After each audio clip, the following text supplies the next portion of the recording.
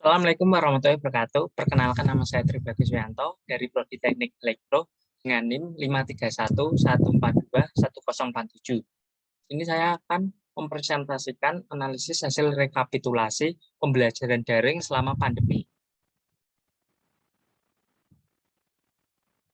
Ada literatur ilmiah wabah coronavirus disease 2019 atau COVID-19 yang telah melanda 215 negara di dunia, memberikan tantangan tersendiri bagi lembaga pendidikan, khususnya perguruan tinggi. Untuk melawan COVID-19, pemerintah telah melarang untuk berkerumun, pembatasan sosial atau social distancing, dan menjaga jarak atau physical distancing, memakai masker, dan selalu mencuci tangan. Melalui Kementerian Pendidikan dan Kebudayaan pemerintah telah melarang perguruan tinggi untuk melaksanakan perkuliahan tatap muka atau konvensional dan memerintahkan untuk menyelenggarakan perkuliahan atau pembelajaran secara daring. Surat Edaran Kemendikbud nomor 1 tahun 2020. Perguruan tinggi dituntun untuk dapat menyelenggarakan pembelajaran secara daring atau online Firman F dan Rahayu S 2020. Untuk mencegah penyebaran COVID-19, WHO memberikan himbauan untuk menghentikan acara-acara yang dapat menyebabkan massa berkerumun. Maka dari itu, pembelajaran tatap muka yang mengumpulkan banyak mahasiswa di dalam kelas ditinjau ulang pelaksanaannya.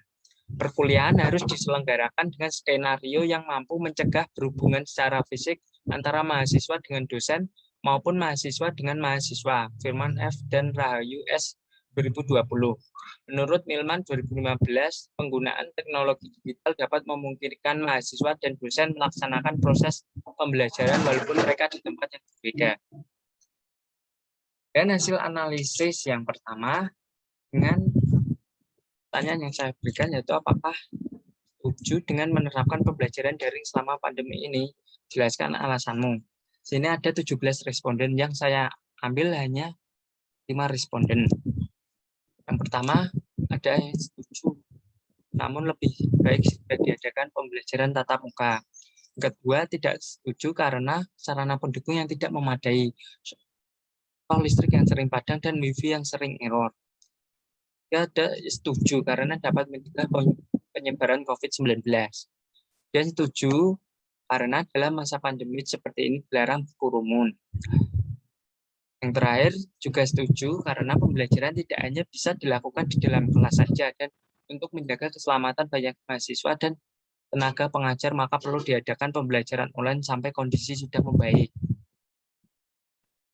Analisis yang kedua, berapa jam rata-rata belajar secara daring dalam satu hari?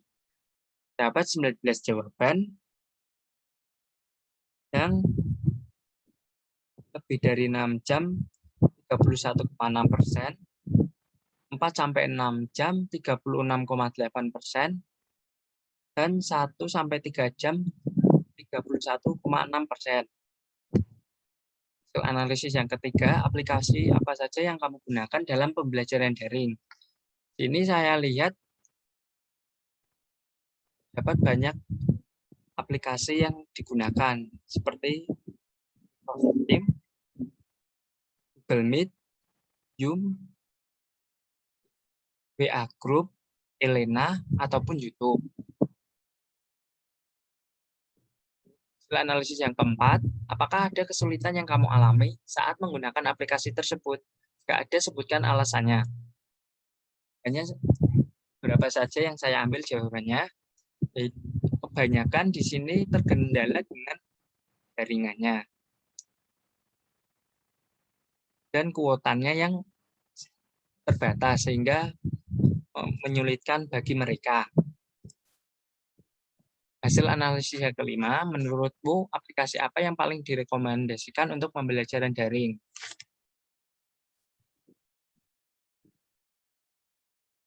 Ada yang merekomendasikan Google Meet dan Zoom yang sama, persentasenya yaitu 42,1%.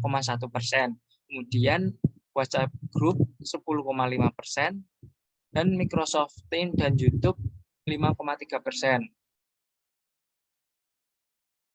Hasil analisis yang keenam, kendala apa yang sering kamu alami selama pembelajaran daring? Nah, di sini Kebanyakan kendalanya yaitu sinyal, paket data internet, dan device yang tidak mendukung itu juga menjadi halangan bagi mereka.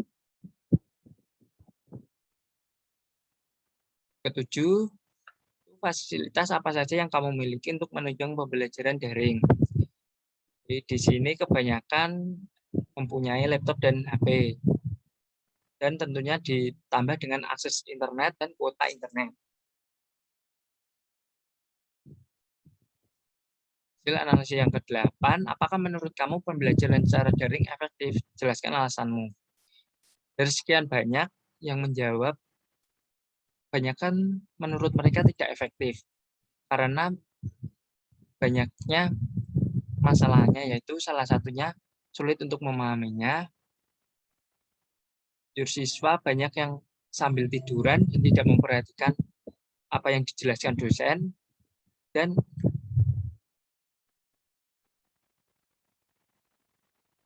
masih banyak lagi. Adapun yang menjawab cukup efektif karena dapat diulang kembali pembelajarannya, karena mereka merekam dan disimpan, sehingga mereka dapat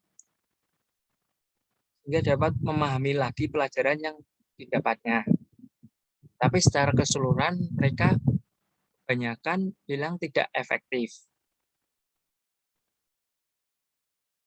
Hasil analisis yang ke-9 yaitu apakah belajar daring menyenangkan? Jelaskan alasanmu.